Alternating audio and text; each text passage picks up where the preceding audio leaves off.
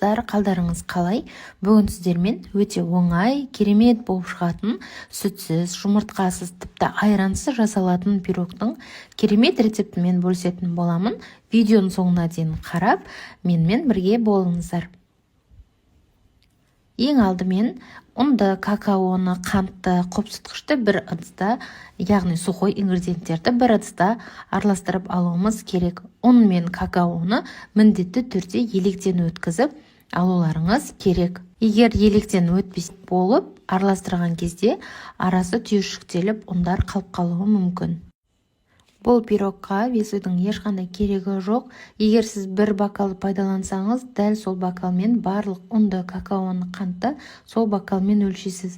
Описанияға міндетті түрде жазып кетемін, қанша мөлшерде салу керек екенін. Қопсытқышымызды және қантымызды салып жақсылап араластырамыз.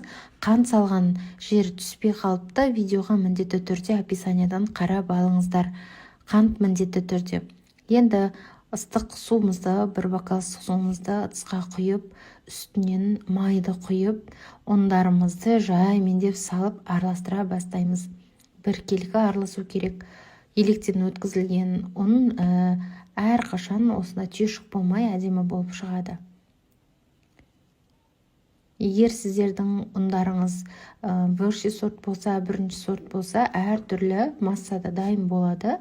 Массамыз біздің қою болып қалмау керек, сұйықтау болу керек. Қазір консистенциясын көріп аласыздар видеода. Міне дәл осылай, консистенциясы осылай болу керек.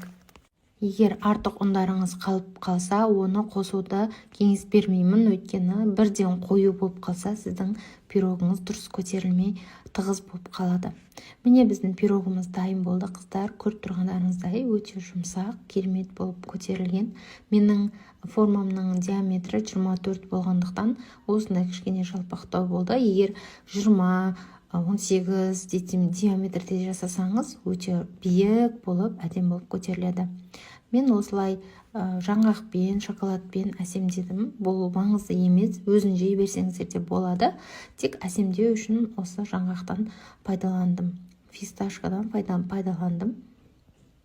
Міне көресіздер, арасын өздеріңіз өте керемет, өте влажный пирог пайда болады бізде. Жасап көруге кеңес беремін. Өте дәмді, артық ингредиенттерді қажет етпейді. Өте дәмді болып шығады.